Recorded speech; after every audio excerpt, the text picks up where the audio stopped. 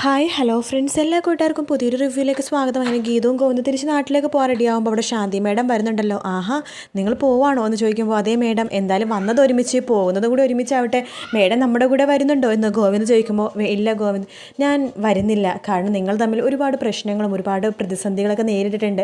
ഈ ബാംഗ്ലൂർ യാത്ര നിങ്ങൾക്ക് ഒരുപാട് കാര്യങ്ങൾ പറഞ്ഞ് മനസ്സിലാക്കി തന്നിട്ടുണ്ട്. നിങ്ങൾ പരസ്പരം ഒറ്റയ്ക്കൊരു യാത്ര പോകണത് തന്നെയാണ് നല്ലത്. പരസ്പരം മനസ്സിലെ വിഷമങ്ങൾ ക്ലിയർ ആക്കാനും അതുപോലെ തന്നെ മനസ്സിലെ ഭാരം ഒന്ന് കുറയ്ക്കാനും പരസ്പരം മനസ്സ് നിറഞ്ഞ് സംസാരിക്കണം. നിങ്ങൾ ഒറ്റയ്ക്ക് തന്നെ പോയിക്കോളൂ എന്ന് പറയുവാണ്. അതിനുശേഷം നമ്മുടെ ശാന്തി മേഡം പോകുന്നുണ്ട്. ഗീതവും ഗോവിന്ദും വണ്ടിയിലേക്ക് കയറണം നോക്കിയിട്ട് സുവർണയുടെ ഗുണ്ടകൾ ഇവരെ തന്നെ നോക്കിക്കൊണ്ടിരിക്കുക കേട്ടോ. അങ്ങനെ ഒരു വണ്ടി സ്റ്റാർട്ട് ചെയ്ത് പോകുമ്പോൾ തൊട്ട് പിന്നാലെ തന്നെ സുവർണയുടെ ഗുണ്ടകളും വണ്ടി സ്റ്റാർട്ട് ചെയ്ത് പോകുന്നുണ്ട്. ശേഷം കാണിക്കുന്നത് സുവർണേനെയാണ്. വരുണോട് പറയുന്നുണ്ട്, നമ്മുടെ പ്ലാൻ എല്ലാം പൊളിഞ്ഞല്ലോ. നമ്മുടെ അല്ല രാധിക, നമ്മുടെ പ്ലാൻ എല്ലാം പൊളിഞ്ഞല്ലോ. എന്ത് പ്ലാൻ പൊളിഞ്ഞെന്നാ നീ പറയണത് എന്ന് വരുൺ ചോദിക്കുമ്പോൾ ഗീതുവിനെയും ഗോവിന്ദനെ രണ്ടും രണ്ടാക്കുമെന്ന് പറഞ്ഞിട്ടാണല്ലോ രാധികാമ ബാംഗ്ലൂരിൽ പോയത്. ഇപ്പോൾ രണ്ടുപേരും പഴയതിനേക്കാളും ഒന്നായെന്ന് അറിഞ്ഞത്. ആര് പറഞ്ഞെടുത്ത് അവർ ഒന്നായെന്ന്? അവരൊന്നായിട്ടൊന്നുമില്ല എന്ന് വരുൺ പറയുമ്പോൾ ഇല്ല സർ, അവരൊന്നായി, അവർ രണ്ടുപേരും കൂടെ ഒരുമിച്ച് കേരളത്തിലേക്ക് വരുന്നത് എന്ന് പറയുമ്പോൾ നിൻ്റെ അടുത്ത് ഇത് ആര് പറഞ്ഞെന്ന് പറയുമ്പോൾ അതൊക്കെ ഞാൻ അറിഞ്ഞു. ഞാൻ ആ ഗീതുവിനെ കൊല്ലാൻ വേണ്ടി ഗുണ്ടകളെ ഏർപ്പാടാക്കിയിട്ടുണ്ടായില്ലേ, അവരിപ്പോൾ രണ്ടുപേരും കൂടെ ഒരുമിച്ച് കൊല്ലും. എന്തായാലും രണ്ടുപേരും ഒരുമിച്ച് വരുന്നത് നന്നായി, രണ്ടുപേരും കൂടെ ഒരുമിച്ച് കൊല്ലാലോ എന്ന് സുവർണ പറയാണ്. എന്നാലും അവർക്കിടയിൽ എന്തായിരിക്കും സംഭവിച്ചത് എന്ന് വരുൺ ചോദിക്കുമ്പോൾ വേറൊന്നുമല്ല, ഗീതുവിനെ രക്ഷിക്കാൻ ഒരാൾ ആശുപത്രി വന്നെന്ന് പറഞ്ഞില്ലേ, നിങ്ങളുടെ വീട്ടിൽ ഇടയ്ക്കിടയ്ക്ക് ആ പേര് ഞാൻ കേൾക്കാറുണ്ട്. ഏത് പേര്? വിജയലക്ഷ്മി സുബ്രഹ്മണ്യ. അവരെന്തൊക്കെയോ കാര്യങ്ങൾ ഗീതുവിനോട് പറഞ്ഞിട്ടുണ്ടെന്ന് തോന്നുന്നു, അതുകൊണ്ടായിരിക്കും. ശരിക്കും ആരാണ് സാർ ഈ വിജയലക്ഷ്മി സുബ്രഹ്മണ്യം? അത് സാർ അന്വേഷിക്കണം എന്ന് വരുണോട് സുവർണ പറയുമ്പോൾ വരുൺ പറയുന്നുണ്ട് അതെനിക്കും അറിയണം എന്ന് പറയുവാണ്. ശേഷം കാണിക്കുന്നത് അവർണികേനെയും അച്ഛനെയും അവരുടെ കുടുംബത്തെയാണ്. വിജിലൻസ് അവരുടെ കുടുംബത്തിലെ എല്ലാ കാര്യങ്ങളും അന്വേഷിച്ച് എല്ലാ ഫയലുകളും പണവും എല്ലാം എടുക്കുവാണ് കേട്ടോ. അതിനുശേഷം നമ്മുടെ അവർണിക അച്ഛനും എന്ത് ചെയ്യണമെന്ന് പരസ്പരം മുഖത്തോട് മുഖം നോക്കിയിരിക്കുകയാണ്. വിജിലൻസ് പറയുന്നുണ്ട്, നിങ്ങളുടെ ഇവിടുത്തെ അനധികൃതമായിട്ട് ഉണ്ടാക്കി വെച്ചേക്കുന്ന ഫയലുകളും പണവും എല്ലാം ഞങ്ങൾ കൊണ്ടുപോവാണ്. ഇത്രയും ഫയലുള്ള സാധനങ്ങൾ ഞങ്ങൾ കൊണ്ടുപോയിട്ടുണ്ട്. നിങ്ങൾക്ക് 2 ദിവസത്തിനുള്ളിൽ തന്നെ വിളി വരുമ്പോഴേക്കും ഓഫീസിലേക്ക് വരണം. അതിനുശേഷം തീരുമാനിക്കാം എന്ത് ചെയ്യണമെന്നുള്ള കാര്യം എന്ന് പറഞ്ഞിട്ട് അവരവിടെ നിന്ന് പോവാണ്. കിഷോർ ഓടി വരുന്നുണ്ട്. അവർ ഓഫീസിൽ വന്നിട്ട് വിജിലൻസ് അന്വേഷിച്ചു, ഒരു തെളിവ് പോലും കിട്ടിയില്ലെന്ന് പറയുമ്പോൾ നമ്മുടെ അവർണിക പൊട്ടിത്തെറിക്കുകയാണ്. അവിടെ അതിനൊന്നുമില്ലല്ലോ, എല്ലാം ഇവിടെ നിന്ന് വാരി എടുത്തുകൊണ്ട് അവരിപ്പോൾ പോയുള്ളൂ, എല്ലാത്തിനും കാരണം നീയാണ്, കുത്തുവാളെടുത്തു എന്നൊക്കെ പറഞ്ഞിട്ട് ആകെ വിഷമിച്ചിരിക്കുകയാണ്. ആ സമയത്ത് അവർണികയുടെ അച്ഛൻ പറയുന്നുണ്ട്, നാണക്കേടായി, ആകെ നാണക്കേടായി, ഇതെങ്ങാനും പുറത്ത് വന്നു തന്നെ സോഷ്യൽ മീഡിയ ടി വിയിലൊക്കെ ഈ ന്യൂസ് വന്നു കഴിഞ്ഞാൽ പിന്നെ എന്ത് ചെയ്യണമെന്ന് എനിക്കറിയില്ല. നമ്മൾ മയക്കുമരുന്ന് ആൾക്കാർക്ക് പോലും പണം ഇടപാട് നടത്തിയ കാര്യങ്ങൾ എല്ലാം പുറത്തു വരും. നിങ്ങൾക്കൊരു കാര്യം അറിയാവോ, എന്നെ ഈ ബിസിനസ്സും കാര്യങ്ങളൊക്കെ പഠിപ്പിച്ചത് ഗോവിന്ദൻ്റെ അച്ഛൻ മാധവൻ നായരാണ്. അങ്ങേരാണെന്നുണ്ടെങ്കിൽ ഇതുപോലെ തന്നെ കൂടെയുള്ള ആൾക്കാരെ വിശ്വസിച്ച് പണമിടപാട് നടത്തി അവസാനം നാണക്കേടായി ബിസിനസ്സും കാര്യങ്ങളൊക്കെ നാണക്കേടിലേക്ക് പോയി വലിയ വാർത്തയായപ്പോഴേക്കും ജയിലിൽ കിടക്കേണ്ടി വന്നു.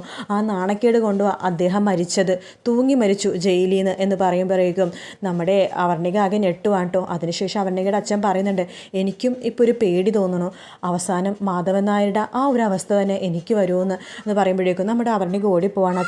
അച്ഛൻ ഇങ്ങനെയൊന്നും പറയല്ലേ അച്ഛാ, അങ്ങനെയൊന്നും സംഭവിക്കില്ല, നമുക്ക് എല്ലാം തിരിച്ചു പിടിക്കാം, നമുക്ക് ആ ഗോവിന്ദ് സാറിൻ്റെ ഹെൽപ്പ് ചോദിച്ചാലോ എന്ന് ചോദിക്കുമ്പോൾ കിഷോർ പറയുന്നുണ്ട്, അവരെന്തിനെതിനും ബുദ്ധിമുട്ടിക്കണത് എന്ന് കിഷോർ ചോദിക്കുമ്പോൾ എങ്കിൽ നിങ്ങൾ എന്താ ചെയ്തോ, എൻ്റെ കമ്പനിയും കാര്യങ്ങളൊക്കെ ക്ലിയർ ആക്ക്, ഈ കടബാധ്യതയൊക്കെ ഒഴിപ്പിക്കുക, എല്ലാം നിങ്ങളെ കൊണ്ട് പറ്റൂ കിഷോറെ എന്നൊക്കെ ചോദിക്കുമ്പോൾ കിഷോർ ഒന്നും മിണ്ടുന്നില്ല. എങ്കിൽ മിണ്ടാതിരിക്കുക എന്ന് അവർണിക പറയുകയാണ്.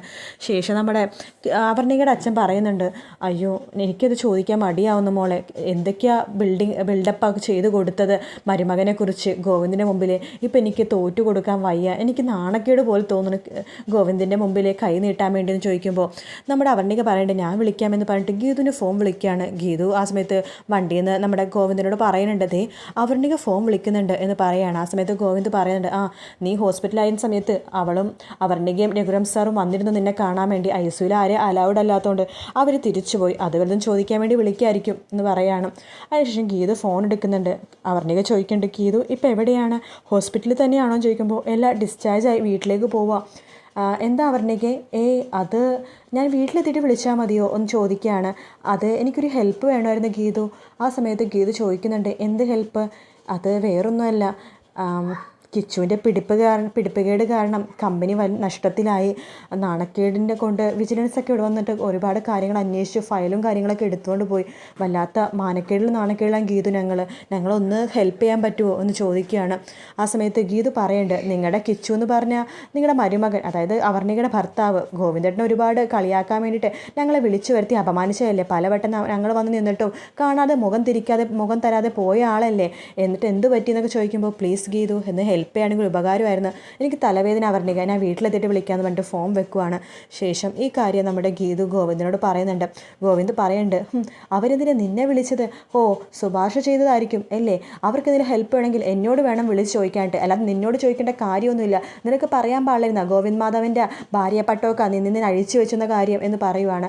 ആ സമയത്ത് ഗീതു പറയുന്നുണ്ട്, നമ്മൾ തമ്മിലുള്ള പ്രശ്നം എന്തിനാ അവരെ അറിയിക്കണമെന്ന് ചോദിക്കുമ്പോൾ അവരറിയണം എല്ലാ പ്രശ്നങ്ങളും. ഇനി നീ എൻ്റെ കാര്യത്തിലോ എൻ്റെ കമ്പനി കാര്യത്തിലോ ബിസിനസ് കാര്യത്തിലോ ഒന്നിലും നീ ഇടപെടണ്ട എന്ന് പറയുവാണ്.